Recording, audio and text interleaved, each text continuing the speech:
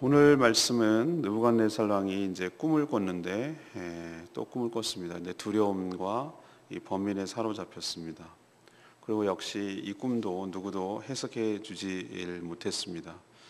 그래서 왕은 박수장이라고 불리는 다니엘을 이제 부르죠. 벨드사살이라고 자기 이름을 불렀습니다. 왕은 다니엘 안에 거룩한 신의 영이 있으니 자기가 꾼 꿈을 능히 해석할 수 있다고 이렇게 생각했습니다. 왕이 설명한 꿈 내용은 이런 겁니다. 큰 나무가 있는데 그 나무 때문에 모든 생물이 혜택을 누립니다. 그런데 거룩한 자가 하늘에서 내려와서 그 나무를 베라. 그리고 찬이스를 맞으며 새와 노줄로 동이고 방치하라. 이렇게 명령합니다. 그것은 진정한 주권자를 깨닫게 하기 위함이다. 이렇게 설명하고 있는 그런 내용이 되겠습니다. 오늘 첫 번째로 하나님께서 우리에게 주시는 말씀은 교훈은 1절에서 7절까지 말씀인데 하나님의 주권 아래 땅의 모든 권세가 존재할 뿐임을 가르쳐 주십니다. 느부갓네살 왕이 4절에 보십시오. 자신의 집에서 편히 지내며 궁에서 평강을 누렸습니다. 세계를 다 제패하고 거대한 영토를 다 확보하고 어느 나라도 자기 나라를 넘보거나 덤빌 자가 없을 만큼 절대 왕권을 누렸습니다. 유프라테스 강에서 그 도시를 건설하고 신전을 건설하고 거대한 문명과 문물을 그렇게 누리고 살았습니다. 누가 봐도 부러울 곳이 없는 인생이죠.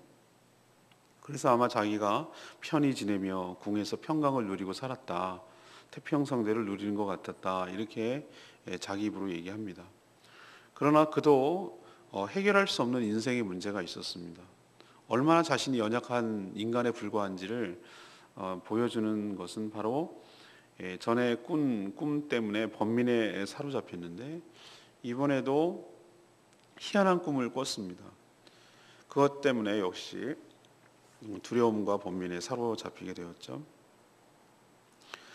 그래서 이제 자신이 왕이니까 명령을 가지고 바벨론의 모든 지혜자들을 소집해서 자신이 이제 꾼 꿈을 이야기해 줬습니다. 전에는 다니엘이 처음으로 해석할 때는 꿈을 내용을 얘기를 안 해주고 꾼 내용도 얘기하고 해석도 얘기하라고 했지만 오늘 얘기는 보니까 자신이 꾼 내용을 이렇게 설명을 해줘요. 이러이러한 꿈을 꿨는데 너네들이 해석을 해봐라. 이렇게 설명을 해줬는데도 불구하고 얘기를 해줬는데도 불구하고 속 시원하게 이것을 정확하게 해석해 주는 사람이 영내에 없었어요. 자기 나라에.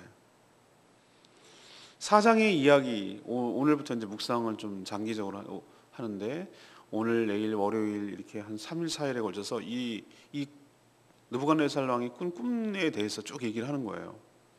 근데 오늘 보면은 1절, 2절, 3절 이렇게 얘기는 뭐냐면 이거는 이 모든 꿈을 꾼 것부터 시작해서 꿈을 해석하고 또 이 꿈이 그대로 정말 이루어지고 그래서 그 꿈대로 다시 자기가 회복하게 되었을 때를 다 지나고 나서 되돌아보니 정말 하나님을 찬송할지어다. 하나님이 보십시오. 2절에 뭐라고 합니까? 내가 조서를 꾸면서 너네들한테 다 알기를 원하는데 지극히 높으신 하나님이 내게 행하신 이적 놀라운 일 그걸 너희들도 알기를 원한다. 참으로 큰 이적이다. 참으로 큰 능하도다. 그의 놀라운 일이여 그의 나라는 영원하며 그의 통치는 대대에 이르로다. 이게 느부갓네살이 큰 경험을 하고 나서 이 고백하는 말이에요. 그 고백을 하는 거 내가 이 얘기를 좀 들어볼래? 내가 왜 이렇게 말하는지 알겠니? 부터 이제 4절부터 자기 스토리를 얘기하는 거예요. 내가 꿈을 꿨는데 이렇게 시작하는 거예요. 다 겪고 나서 이 이야기를 쓴 거라는 것을 알 수가 있어요. 이 파란만장한 경험을 다 겪고 난 후에 이제 고백하며 간증하는 내용이 오늘 4장부터 전개되는 것입니다. 자, 지난번에도 한번 말씀드린 적이 있지만 우리는 이렇게 생각합니다. 야, 느부갓네살 왕이 뭔 걱정이 있겠나? 뭔 걱정이 있겠어요? 모든 왕권을 가졌지. 자기 손가락 하나면 사람 죽고 살고 다 결정되지. 자기를 넘보거나 침략할 엄두를 못 내고 있지. 딴 나라들은 그때 세계 최고의 모든 것들을 다 장악하고 있었으니까. 군사력, 그 다음에 뭐 부귀 영화, 뭐가 부족하겠어요. 자기 말대로 집에서 편히 지내며 궁에서 평강을 누리고 사는 거예요. 그러나 이 보십시오. 자신의 꿈 하나에도 이렇게 두려움과 번민에 사로잡히는 거예요. 오늘 4절 뭐라고 그랬어요? 5절에 내가 한 꿈으로 말미암아 두려워하였으니, 내 침상에서 생각하는 것, 머릿속으로 받은 환상 때문에 내가 번민에 사로잡혔도다. 우리도 기억해야 될 것입니다.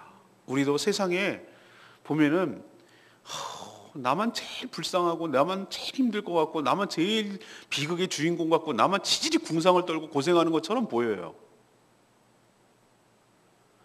저 사람은 뭐가 저렇게 타고난 복이 있어가지고 금수저를 물고 태어났나, 저렇게 행복하게 사나, 이렇게 생각되지만 제가 가만히 보니 겉으로는 막 행복하게 사는 척하고 뭐 사진도 올리고 뭐 사진도 찍어서 SNS 올리고 뭐 이래 보여요. 근데 제가 보니까 따로 만나서 얘기를 해보고 그러면은 말 못할 사정이 참 다들 있더라고요. 이 사람은 이 모양 저 모양대로 힘들고, 이 사람은 또 이것 때문에 힘들고, 저거 사람은 저 사람 때문에 힘들고. 근데 희한한 건 뭐냐면은 다들 남을 부러워해. 그런데 희한하게 나는 죽겠는데 남이 보면 제가 제일 부럽대요. 진짜로 그래요. 저는 죽겠는데 제가 그래서 SNS에다가 백조라고 그랬어요. 백조. 겉은 우아한 척 한다고. 우아한 척. 겉은 내가 유유하게 이렇게 헤엄치는 것처럼 내가 보이는데 목사님 너무 행복해 보여요. 제주도에서 너무 행복하게 사시는 모습 너무 부러워요. 사진도 찍으시고 뭐 연주도 하시고 뭐 너무 목회도 재밌게 하시는 것 같아요. 너무 부러워요. 그래, 그렇게 보일 거야 아마 너는. 난 속에서 열심히 일하고 있어. 이거 이렇게. 사랑하는 여러분, 사람이 어떤 조건이나 환경이나 이런 것 때문에 행복한 거 아니에요. 우리 사람은 처음 만들어질 때부터 그 하나님의 사랑이 우리 안에 부어질 때 그때 진정으로 행복하게 될 줄로 믿습니다. 어린아이가 좋은 옷 안 줬다고 비교하고 실망하고 열등감 느끼고 그러던가요? 빨가벗기도 걔는 창피한 것도 모르고 부러운 거 없어요. 걔는. 뭐가 가장 행복합니까? 엄마 품에 있는데 뭐. 엄마 품에 있잖아요. 엄마 품에서 엄마의 사랑과 그거 받고 자라가면 하나도 부러울 게 없어요. 제일 행복해요. 아이들이 그렇지 않던가요? 엄마 품에 있는. 우리도 똑같아요. 우리가 어떤 상황과 이게 무슨 집에 태어났는지, 내가 무슨 베네옷을 몇백만 원짜리 입었던지 하나도 상관없어. 내가 엄마 품에 있는 순간에 가장 어린아이가 행복하듯이 우리가 하나님 품에 안겨 있을 때, 하나님의 사랑 가운데 있을 때 가장 행복할 줄로 믿습니다. 느부갓네살에서 보세요. 남 부러울 거가 없잖아요. 하나도 뭐가 부러워요. 세상에 누릴 거 다 누리는 사람 아니에요? 솔로몬도 마찬가지였어요. 솔로몬이 뭐가 부족해요? 아니 좀 미모가 딸리나, 지혜가 부족하나, 돈이 없나, 여자가 없나. 나도 그렇게 한 100일만 살아봤으면 좋겠다. 남자들 다 그래요. 근데 이 솔로몬이 마지막에 전도서에 쓴 말이 뭐예요? 헛되고 헛되니 모든 것이 다 헛되도다. 지는 다 해봤으니까 이렇게 말할 수 있지만, 해봤으니까 그런 소리 하는 거예요. 다 헛것이다. 이거 다 헛것이다. 보세요. 느부갓네살랑 꿈 하나에 지금 괴로워서 미칠 지경이에요. 꿈 하나에. 지혜로운 사람은 어떤 사람인가? 땅의 모든 권세 위에, 그 위에 주권을 가진 하나님이 계심을 인정하고, 하나님의 사랑을 받을 때 우리가 진정으로 번민에 사로잡히지 않고 두려움에 빠지지 않고, 우리가 진정으로 진정한 평강, 이 평강을 하나님의 사랑을 받을 때 누리게 된다는 거 기억하시기를 바랍니다. 그러니 우리는 느부갓네살 왕 아니어도 돼요. 우리도 충분히 정말 주님을 사랑하고 주님의 그 사랑 속에 거하면 진정으로 평강과 행복을 누리게 될 줄로 믿습니다. 두 번째 얘기는 8절에서 12절 말씀이에요. 하나님의 신 밖에는 하나님의 뜻을 해석할 수가 없다는 거예요. 왕은 정과는 달리 자신의 꿈의 내용을 다 말해줬어요. 근데 속 시원하게 해석해 주는 자가 없음을 보고 전에 자신의 꿈을 명쾌하게 해석해 준 또 다니엘을 찾았어요. 역시 옛날 생각난 거죠. 그리고 굉장히 높아졌어요. 다니엘이 박수장. 그러니까 그 지혜자의 최고 우두머리라 그런 뜻이에요. 나라에서 이렇게 그 왕을 그러니까 조언해주는 최고의 어른이라 뜻이죠. 왕이 다니엘을 불러 해석을 부탁하는 데는 그만한 이유가 있어요. 전에도 한번 그런 멋지게 해석했기 때문이기도 하지만 9절에 뭐라고 합니까? 이게 바로 느부갓네살 왕이 다니엘을 부른 내용이에요. 박수장 벨드사사라. 이제 자기 이름을 그렇게 불렀잖아요. 다니엘의 이름을 바꿨잖아요. 벨드사사리라고. 네 안에 거룩한 신들의 영이 있은즉 어떤 은밀한 것이라도 네게는 어려움이 없을 줄 내가 안다. 내 꿈에 본 환상의 해석을 내게 말하라. 지금 누가 한 말입니까? 느부갓네살 왕이 한 말이에요. 다니엘 보고 뭐라고 그랬습니까? 다니엘, 네 속에는 누가 있다? 거룩한 신들의 영이 있음을 내가 확실하게 안다. 자신의 꿈은 사람이 아니라 거룩한 영. 자기는 성령을 모르기 때문에 이렇게 표현했지만 뭔가 제가 믿는 신의 영이 제 속에 있다는 걸 안 거예요.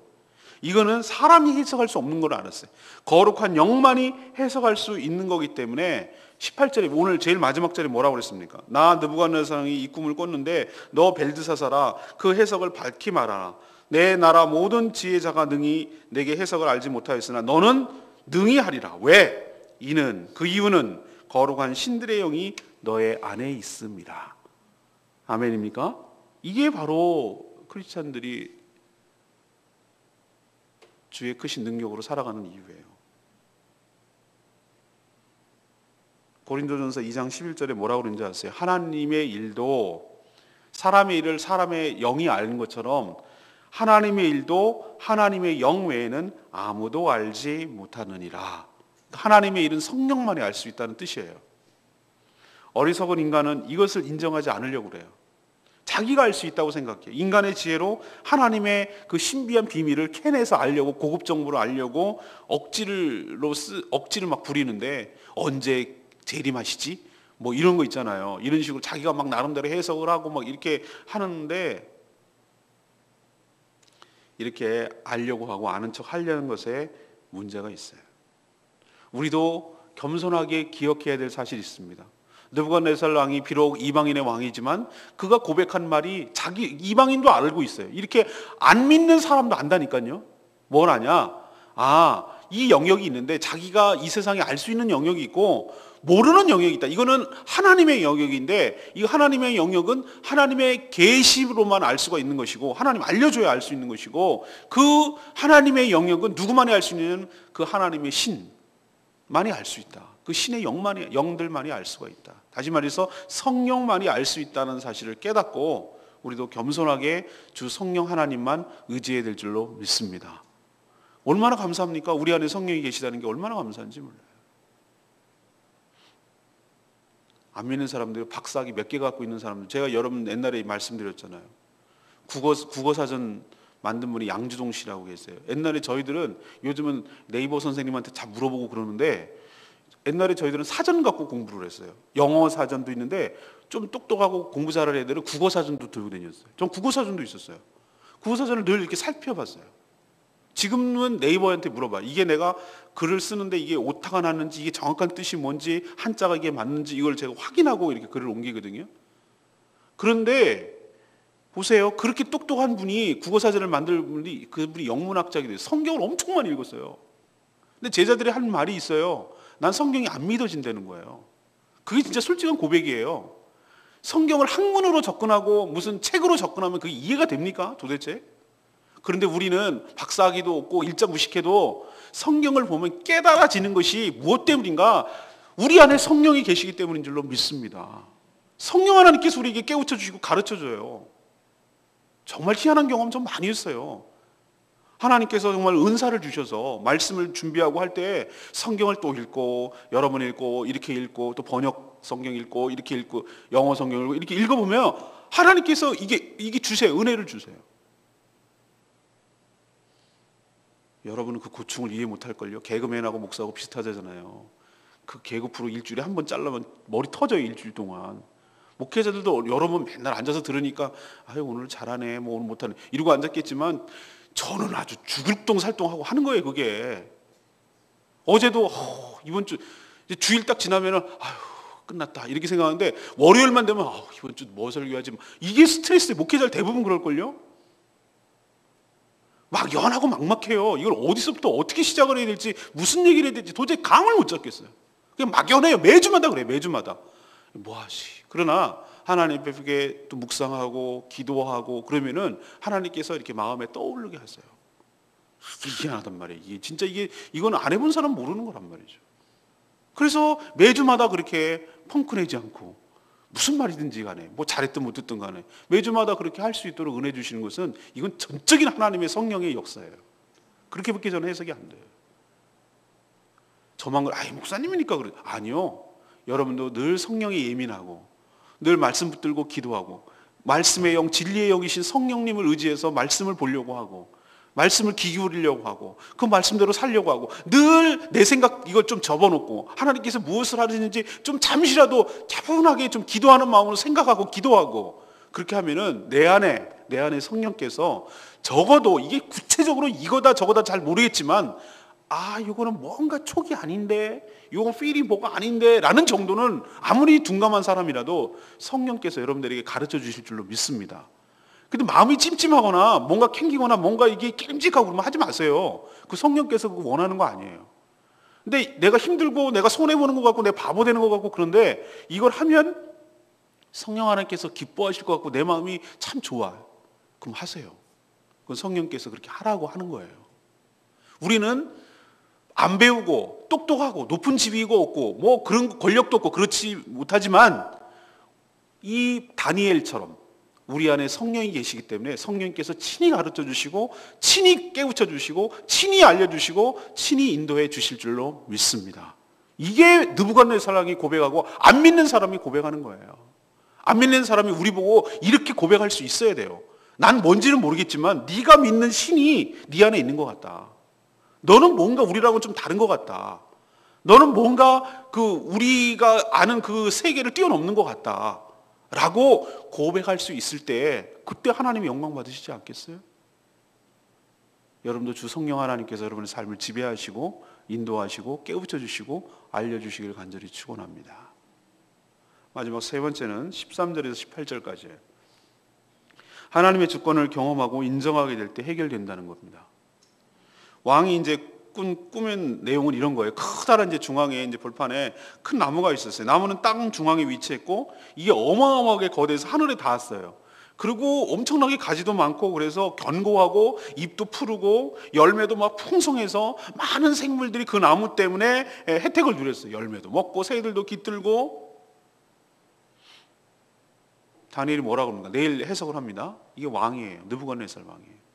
그런데 그렇게 잘 먹고 잘 살 줄 알았는데 하늘에서 한 순찰자 거룩한 자가 하늘에서 내려왔다고 그랬어요. 하나님이 내려오셨는지 하나님 보는 천사가 내려왔는지 모르지만 어쨌든 하나님의 사람이 내려온 거예요. 내려와서 뭐라고 그러냐면 이 나무 베라고 그랬어요. 베고 그루터기만 땅에 남겨라. 그리고 그루통이를 어디 쇠와 노줄로 이게 꽁꽁 동이라고 그랬어요. 쇠 동이라고. 그리고 들풀 가운데 그 부루토기를 방치해라 그랬어요. 방치해라.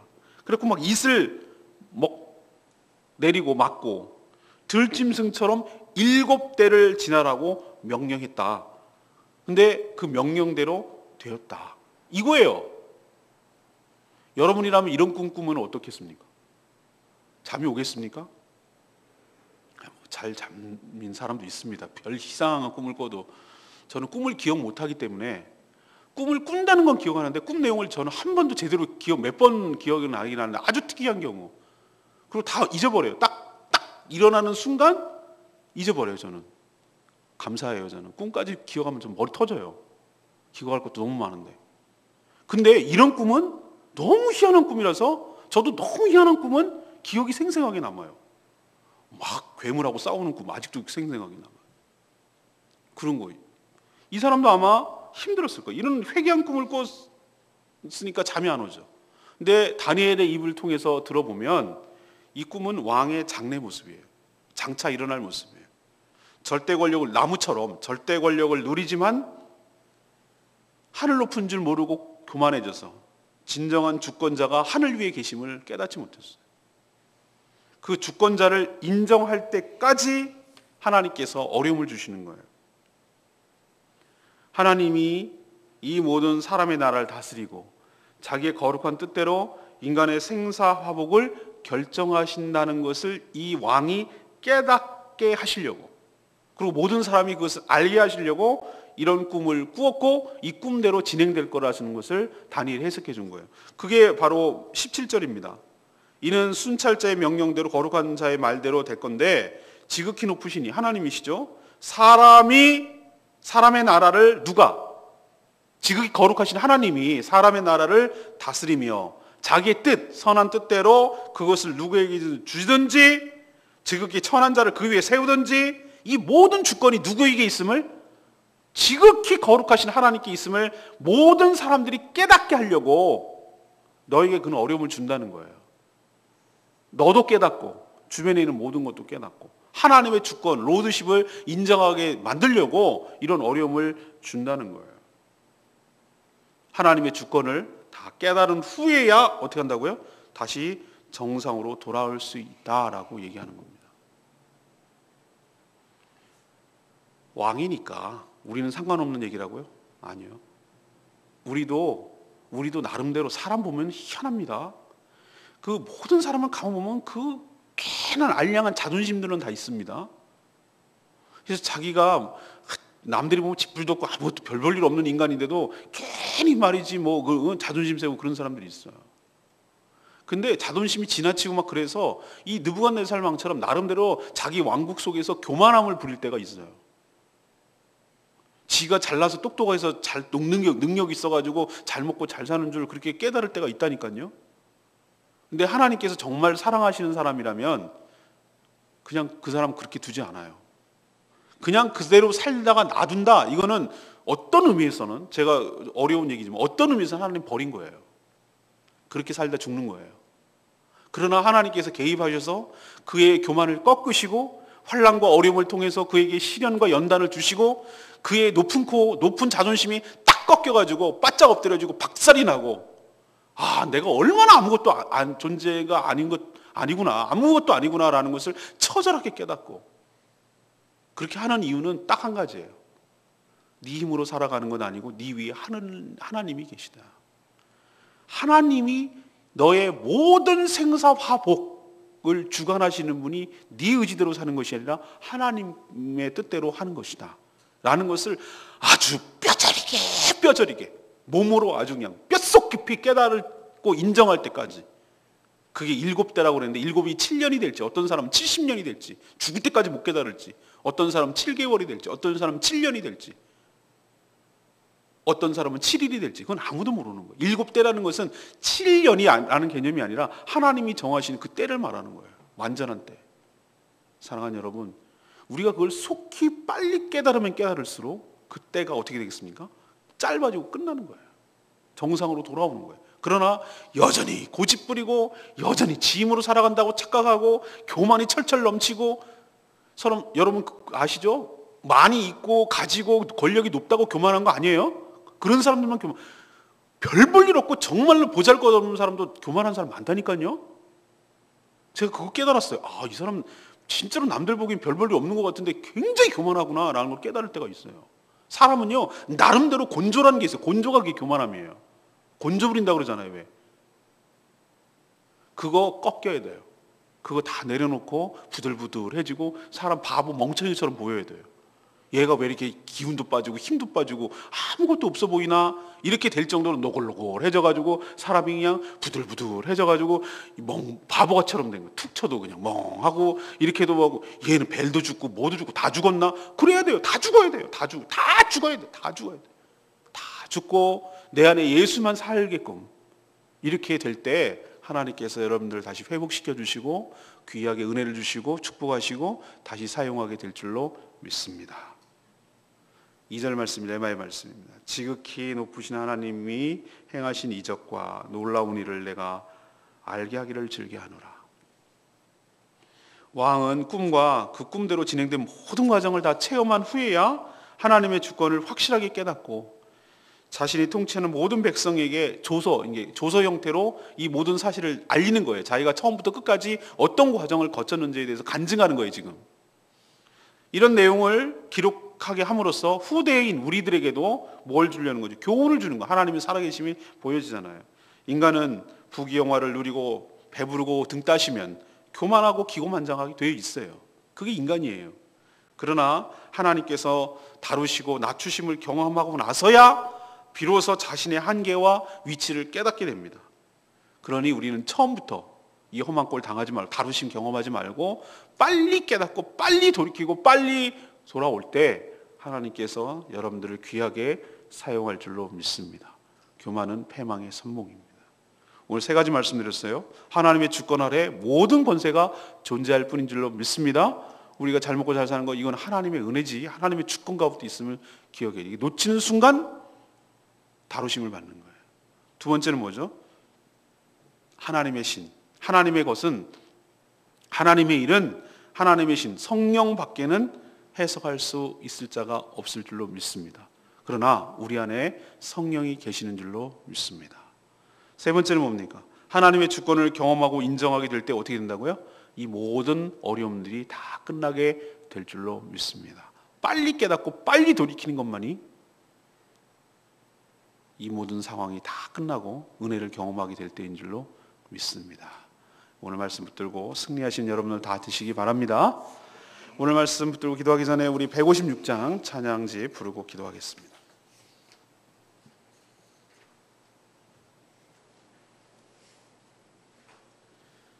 존귀하신 주님, 우리에게 은혜를 베풀어 주신 주님, 그분만을 경배하며 영광 돌리기를 원합니다.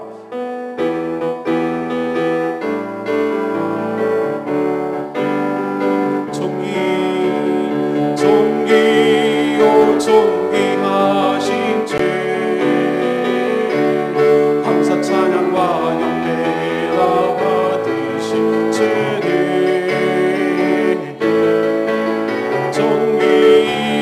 존귀하신 주, 감사 찬양과 영예가 받으신 주님,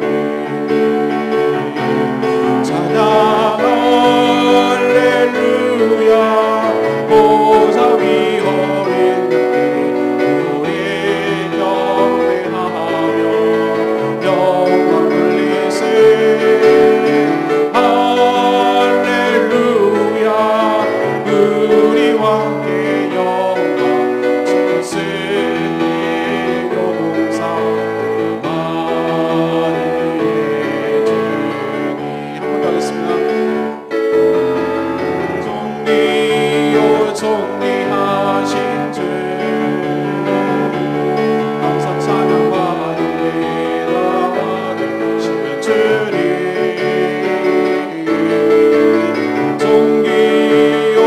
존귀하신 주, 감사 찬양과 영예가 받으실 주님,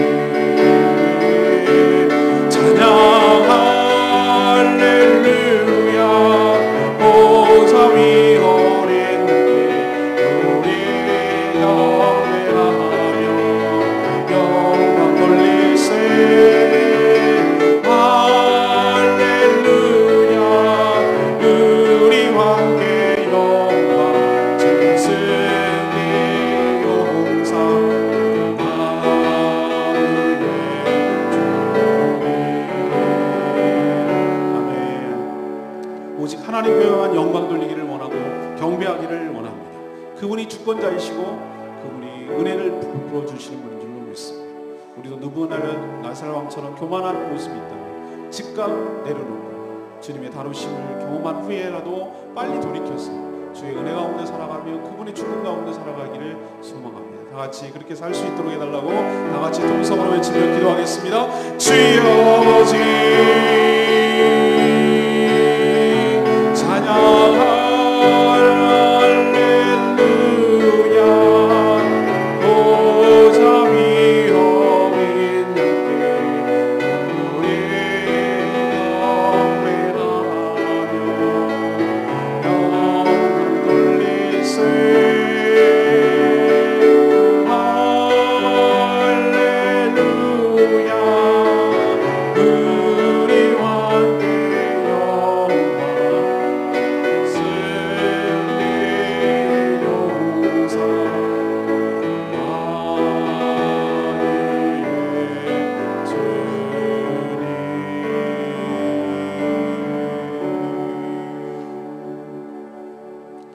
하나님, 우리도 참으로 교만할 때가 많습니다.